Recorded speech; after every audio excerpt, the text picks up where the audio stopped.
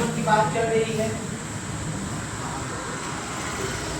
आज सभी लोगों को पता है कि धर्म अबाध रूप से माना जाने वाला क्रियाकलाप है व्यक्ति का, और जब इंसान पैदा होता है तभी से धर्म का प्रभाव उस पर हावी होने लगता है और जीवन पर्यंत धार्मिक रूप से हर जगह बढ़ा रहता है। और ये प्रक्रिया आज से नहीं चल रही है, प्राचीन काल से चल रही है। और इसलिए कहा जाता है धर्म जो है, कुछ लोग कहते हैं धर्म और राजनीति को अलग किया जा सकता है, लेकिन नहीं किया गया, क्योंकि प्राचीन काल से आप देखते आए हैं जो राजा जिस धर्म में था जनता को उसने उसी धर्म को थोप दिया, मानने के लिए जबरदस्ती किया उसने।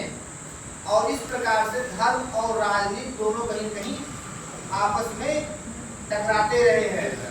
और इसका उदाहरण आप प्राचीन काल से भारतीय इतिहास में देख सकते हैं। तो वैदिक काल में आपने इसके पहले पूर्व वैदिक काल देखा, पूर्व वैदिक काल में आर्यों का आगमन देखा, आज मध्य एशिया से आए जो वर्तमान में तुर्किस्तान है। तुर्किस्तान वर्तमान में मुस्लिम कंट्री है, लेकिन वो आर्यों का मूल देश है, हम लोगों का मूल देश वही है। और वहीं से हर जगह गए, बाद में इस्लाम में कन्वर्ट हुआ हो तो इस्लाम धर्म को स्वीकार कर लिया वहाँ के लोगों ने।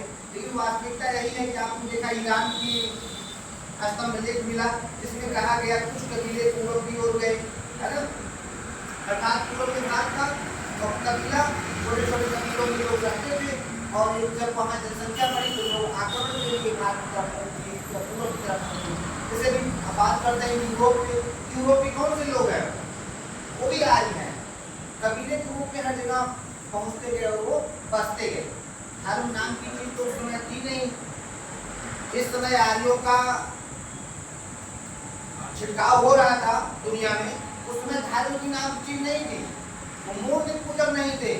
आप जानते हैं वो केवल ईश्वर को प्रकृति की पूजा करते थे। और ये आपने पाषाण काल में भी देखा, बादल गरजा डर गए, हाथ जोड़ के बैठ गए, हवा चली हाथ जोड़ के बैठ गए। प्रकृति की पूजा, और प्रकृति ही ईश्वर है। प्रकृति जो है अपने आप में अलग है, अब उसका नाम आप भी दे सकते हैं। पूर्व वैदिक काल में, पाषाण काल में आपने देवताओं को देखा, फिर हड़प्पा में आपने देखा, फिर आप वैदिक काल में, पूर्व वैदिक काल में देखा, और अब उत्तर वैदिक काल में देखने जा रहे हैं। हमेशा परिवर्तन हुआ है, कुछ देवता का वर्चस्व वैदिक काल में रहा और कुछ उत्तर वैदिक काल में रहा। इसलिए यहाँ धार्मिक जीवन में जैसे आपने उत्तर वैदिक काल में देखा इंद्र को, देखा ना, इंद्र कैसे देवता थे, सेनापति, लड़ाकू देवता, है ना। वो अपना सेनापति बनाते थे कि ये हमारे सेनापति है, तोड़ेंगे दुश्मनों को हराएंगे, है ना। अभी तक अब कृषि के देवता हो गए, उत्तर वैदिक काल में आए तो कृषि के देवता माने गए, अब घर मान लिए गए हो हल चलाने वाले, क्योंकि कृषि प्रधान था वैदिक काल, तो इसको मान लिए गए। लेकिन यहीं कुछ देवता हैं जो अपने वर्चस्व में ऊपर आ गए, प्रजापति ऊपर आ गए, उनको माना गया कि मेन देवता है। अभी जिसकी देवताओं की पूजा वैदिक काल से भी आज लोग करते आ रहे हैं, ब्रह्मा विष्णु या फिर अन्य रूपों की, वो इसी काल का काल में उद्भव हुई। ये तो पहले, लेकिन उनका जो वर्चस्व इस काल में पड़ता है। हड़प्पा में किसका वर्चस्व था, पाशुपति हुआ था, मातृ देवी की थी। इसके पहले पाषाण काल में पशुपति हुआ था, पिंडी मिलती है, हजारों लाख साल से पहले मिलना शुरू हो जाता है ना।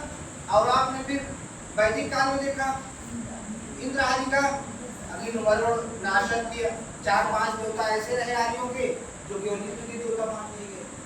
अब आप उत्तर वैदिक काल में धार्मिक जीवन पढ़ेंगे, उसमें अलग देवता आ गए।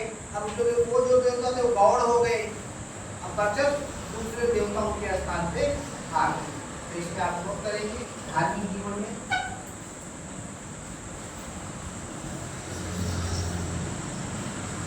उत्तर वैदिक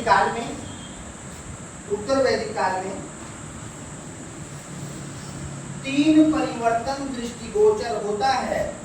3 परिवर्तन दृष्टिगोचर होता है।